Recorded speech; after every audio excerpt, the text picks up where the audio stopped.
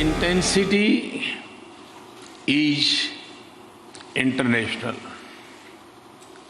I wish to see more and more Korean business turning their attention to India. Even when I was the Chief Minister of the state of Gujarat, I traveled to Korea. Korea was and still remains a role model of economic growth for me. Friends, India today, a country of 1.25 billion people, is going through a great transition. It is changing from an agriculture-dominated economy to an economy led by industry and services. An economy that is close to one that is globally interlinked. An economy that is known for its red tape to one known for a red carpet. India has emerged as a land of opportunities. While we work for realizing the Indian dream, we seek like-minded partners. And among them, we see South Korea is truly natural partner. India-Korea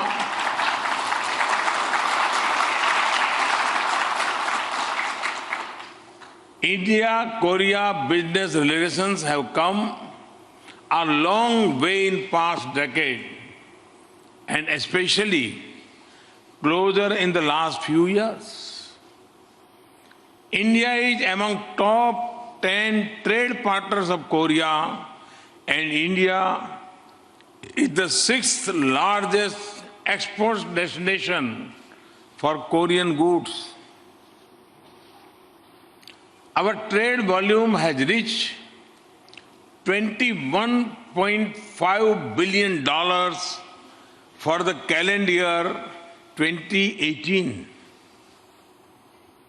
The negotiations to upgrade comprehensive economic partnership agreement have been fast-tracked to achieve the bilateral trade target of $50 billion by 2030. Not just trade. In investment terms also, we are seeing a positive turn. And Korean investments into India have reached a cumulative figure of almost $6 million. Friends, after my visit to Korea in 2015, we have launched a Korea-specific facilitation cell called Korea Plus to guide, assist, and handhold investors during the entire life cycle of the business. Hyundai, Samsung, LG Electronics have become trustworthy brands in India. And KIA is soon to join this club. Over 600 Korean companies have invested in India. And we aspire to welcome many more. And to ease your path, visa on arrival for Korean nationals has been put in place since October last year. We encourage the presence of Korean trade office in India.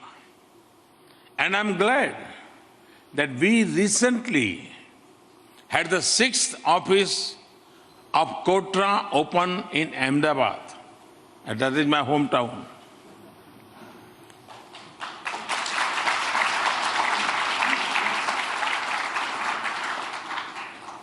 Let me tell you a little more about what is happening in India now. The fundamentals of our economy are sound. We are well set to become a $5 trillion economy in the near future. No other large economy in the world is growing at over 7% year after year.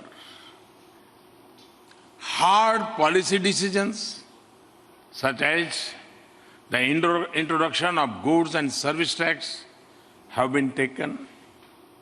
In the last 4 years, we have jumped 65 places in the World Bank's Ease of Doing Business ranking to 77th.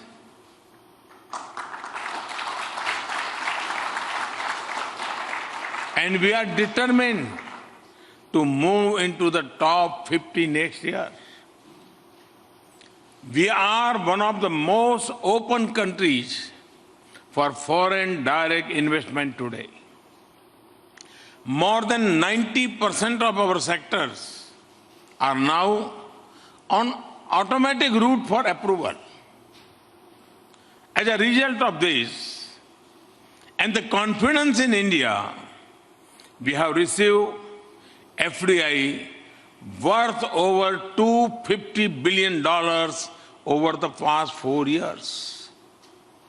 Friends, in India, we are also focused on making our growth inclusive.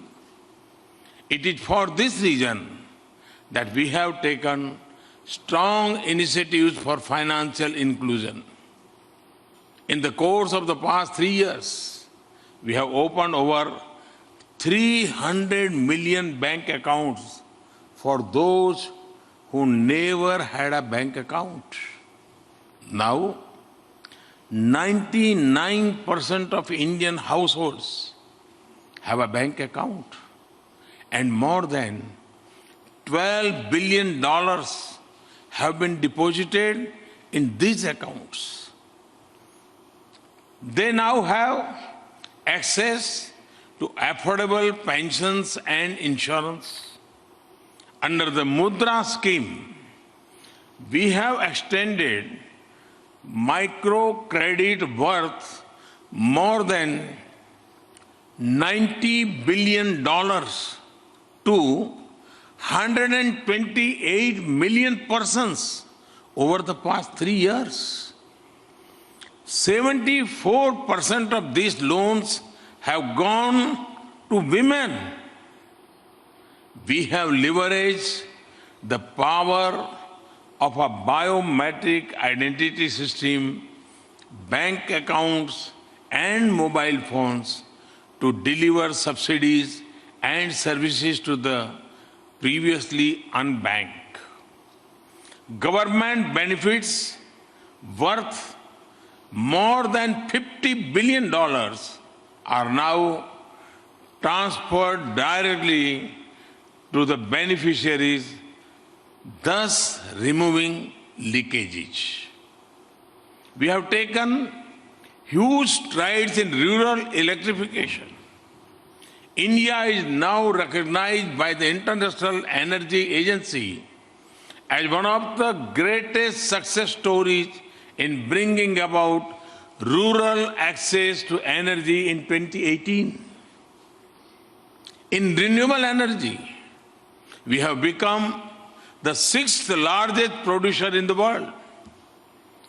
These and our initiatives of the International Solar Alliance will enable India to be a pioneer in moving in the direction of a green global economy.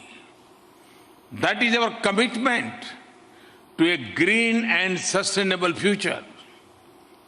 Through these steps, the way of life of our people in all corners of the country is being transferred. It's totally transformed.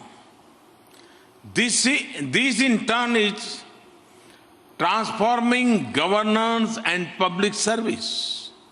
Friends, economic progress is closely tied to world-class infrastructure, be it transport, power, ports, shipbuilding, housing, and urban infrastructure. There is huge demand in India, while there are strong technological capabilities and capacities in Korea. We estimate the investment requirements in infrastructure at over $700 billion by 2022. Under the Sagarmala project, port projects involving investment of over $10 billion have been identified for award in the upcoming 5 years. It is essential to guide the growth of urban utilities and create smart cities which ensure sustainable and clean future for all. More than 500 million of India's population will be urban by 2025, and this opens the scope for cooperation in building smart solutions in India. Recognizing the importance of supporting India's infrastructure development, India and South Korea have identified $10 billion under Korea's Economic Development Cooperation Fund and export credit to finance such projects.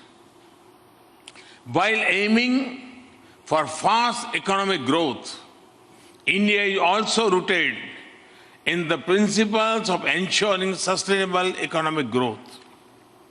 For example, in automobile sector, the National Electric Mobility Mission aims for affordable and efficient electric vehicles.